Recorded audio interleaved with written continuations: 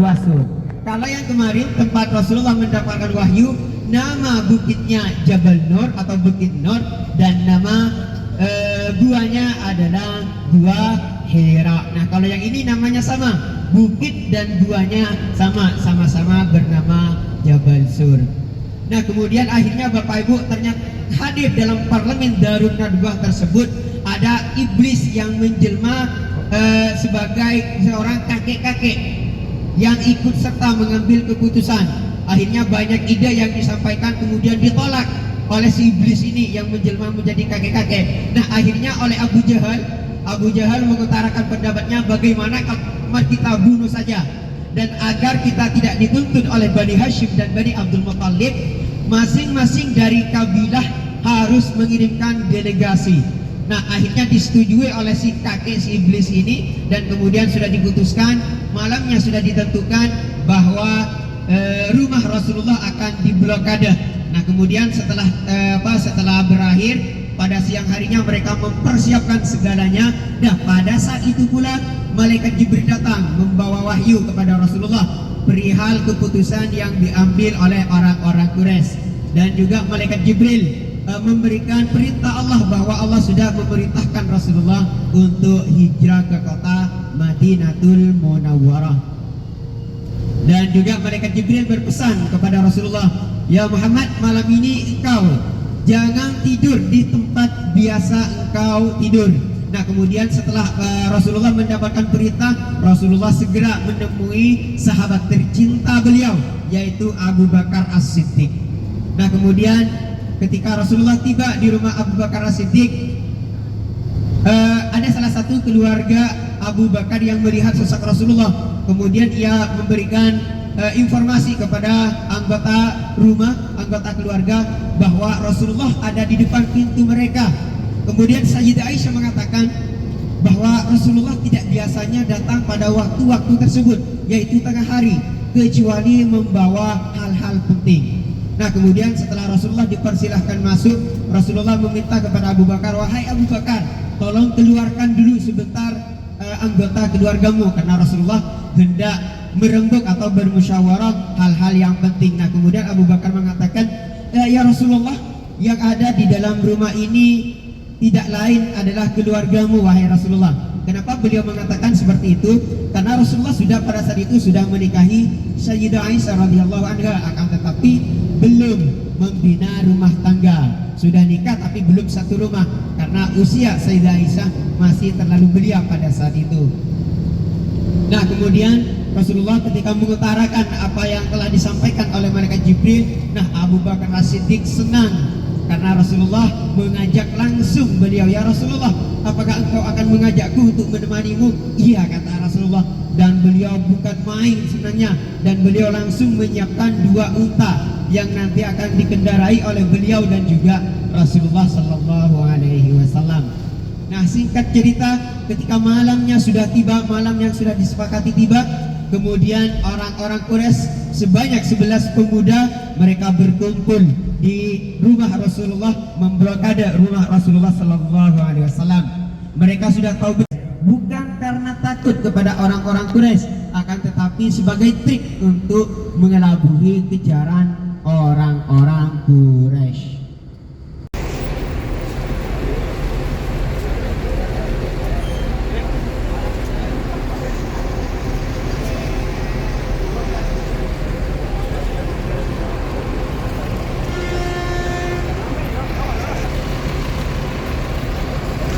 Salah satunya dibuat untuk mengikat perbekalan Rasulullah Sallallahu Alaihi Wasallam, dan kemudian beliau berangkat menuju kota Madinatul Munawwarah melewati pesisir pantai Laut Merah. Nah selama perjalanan Bapak Ibu, banyak kejadian-kejadian yang menunjukkan mukjizat Rasulullah Sallallahu Alaihi Wasallam. Salah satunya Rasulullah bertemu dengan Ummu Ma'bad. Ummu Ma'bad beliau ini tidak punya rumah. Beliau bertempat tinggal di sebuah kemah. Jadi tempat tinggal beliau nomaden, pindah-pindah. Nah kemudian pada saat itu Ummu Ma'bad hanya sendiri di dalam tenda. Suaminya sedang mengembala kambing. Nah ketika Rasulullah tiba, Nah, Ummu Ma'bad ini Bapak Ibu biasanya beliau menyediakan air susu, perahan air susu kambing yang kemudian diberikan kepada sabilillah, orang yang lalu lalang di sekitar tempat beliau mendirikan tenda. Nah, ketika Rasulullah tiba, ternyata susu perahannya habis dan hanya ada 1 ekor kambing yang kurus dan sudah tua.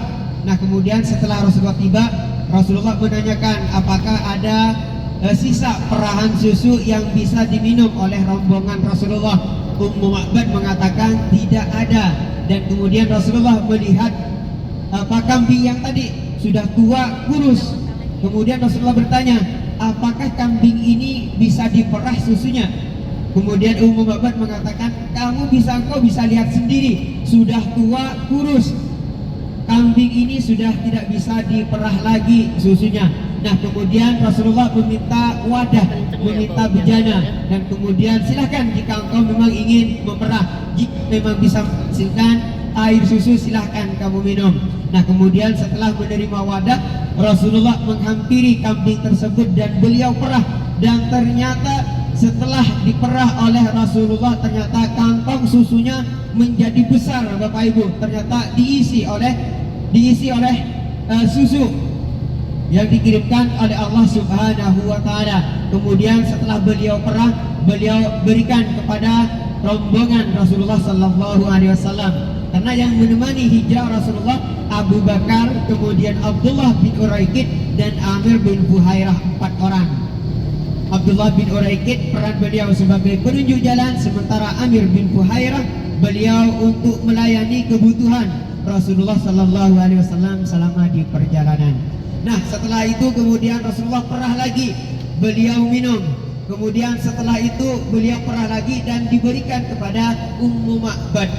Nah, setelah itu Rasulullah bergerak menuju ke kota Madinatul Munawwarah melanjutkan perjalanan. Nah, Bapak Ibu, setelah suaminya tiba, Abu Ma'bad.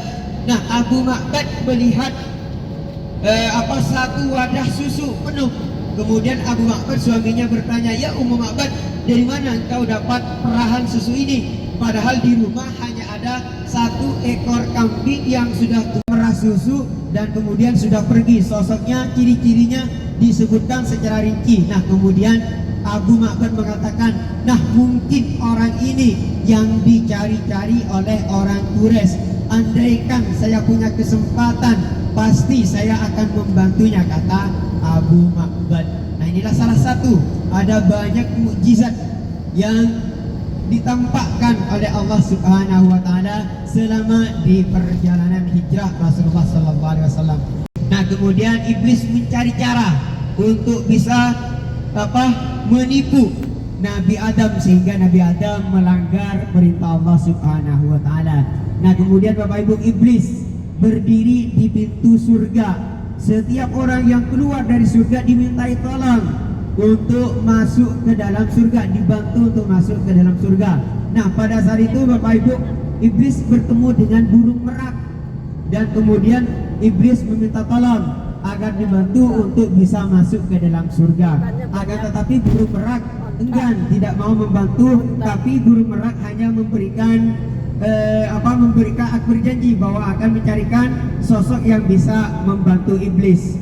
Nah, kemudian setelah burung merak bertemu dengan ular, nah kemudian burung merak mengatakan bahwa di pintu surga ada malaikat yang meminta bantuan untuk bisa dibantu masuk ke dalam surga.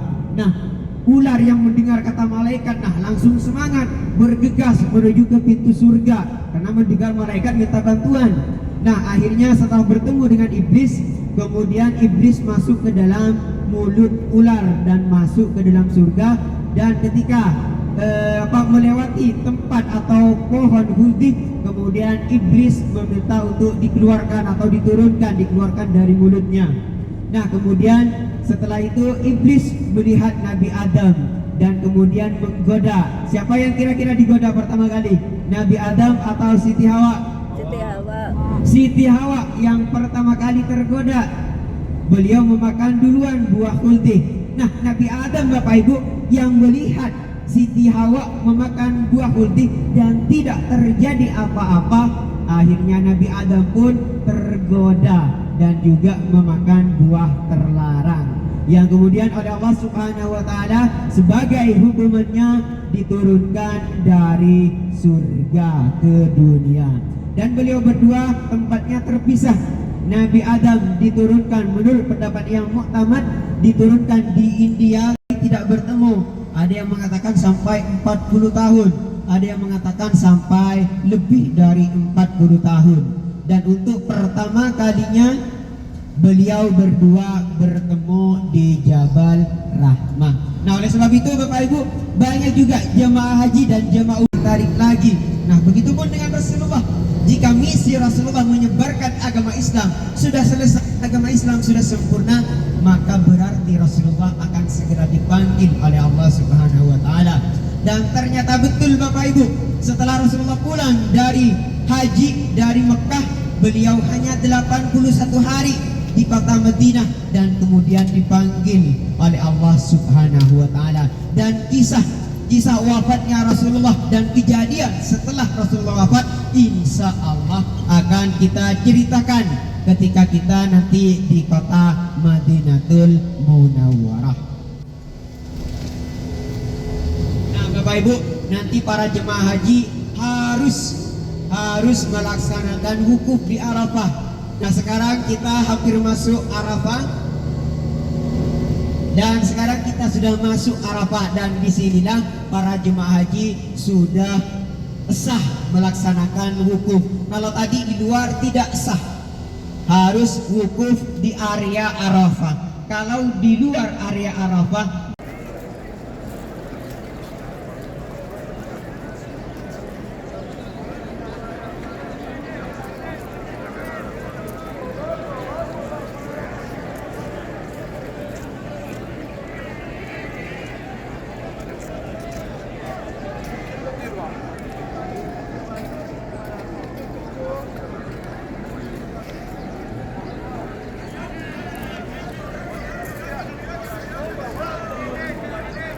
Musdalifah atau bermalam di Musdalifah. Nah, kita akan mengambil wudhu di sini Bapak Ibu. Yang belum ambil wudhu, kemudian yang bapak-bapak yang mau ikut umroh, ketiga kita ganti pakaian di Musdalifah. Karena nanti di Ji'rana Bapak Ibu, toiletnya sangat kecil, tidak seperti kemarin di Kornel Manazil.